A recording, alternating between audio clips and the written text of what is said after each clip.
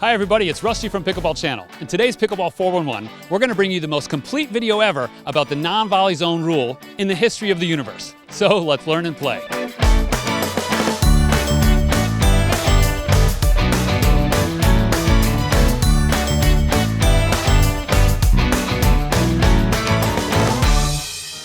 Pickleball 411 is powered by Highlands Leg Cramps, proud supporter of pickleball players everywhere. On today's Pickleball 411, once again I'm here with top pros Jennifer Lucore and Alex Hamner, who recently you may have seen help us debunk 3 myths about being in the kitchen.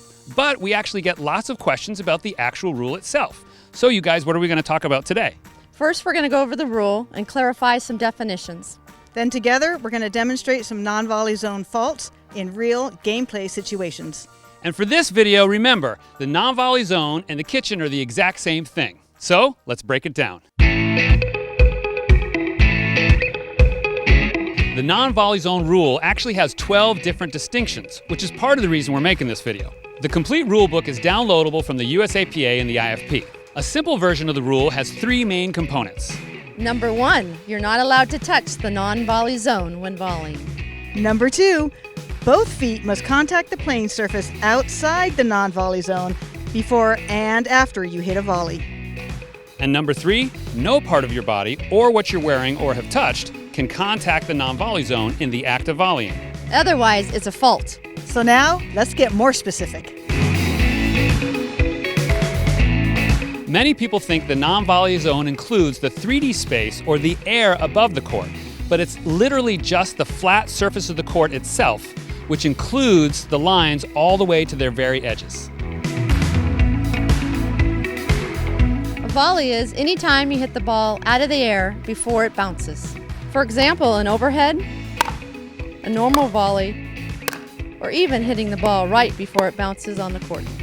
It's any time you hit the ball before it bounces, and for this rule, it includes the swing, the follow-through, and your body's momentum. Many of these faults happen really fast at tournaments. There is no instant replay, so be patient with your refs.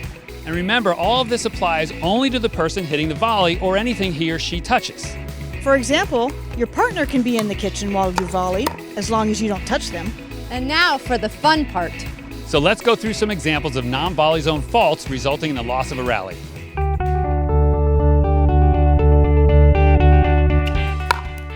You can't just run into the non-volley zone and slam a volley, or step on the non-volley zone line as you volley. Whether it's just your toe, or even your little finger, it's a fault.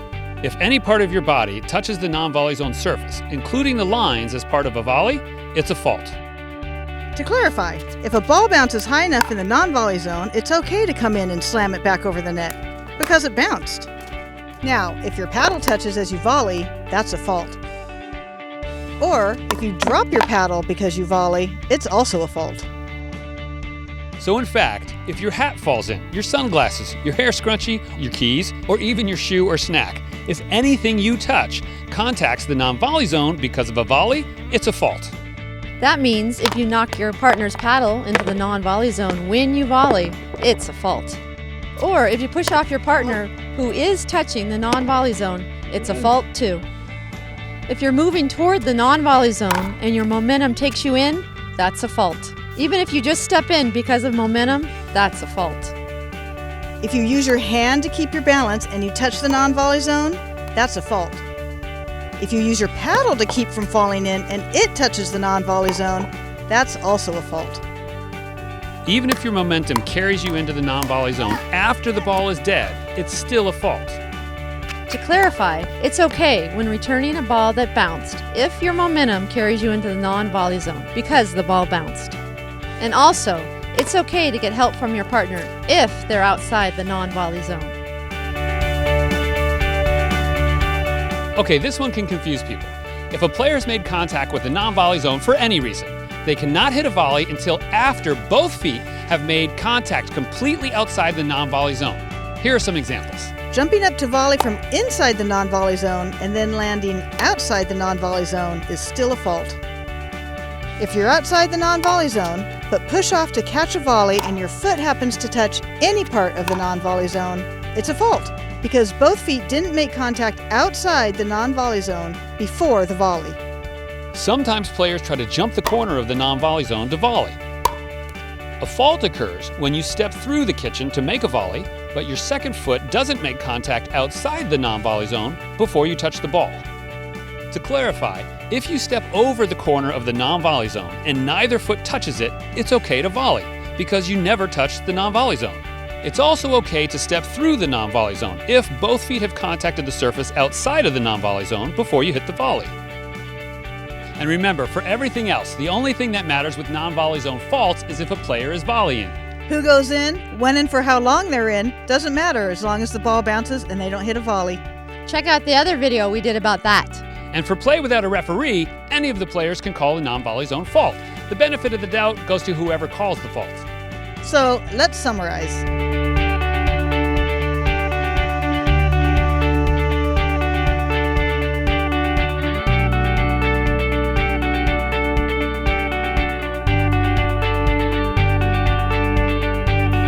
So that's your Pickleball 411 for today. Jennifer and Alex, thank you so much for coming out this week. Anytime, Rusty. We really do hope this has been helpful. And now there's only one thing left to do, and that's Go play!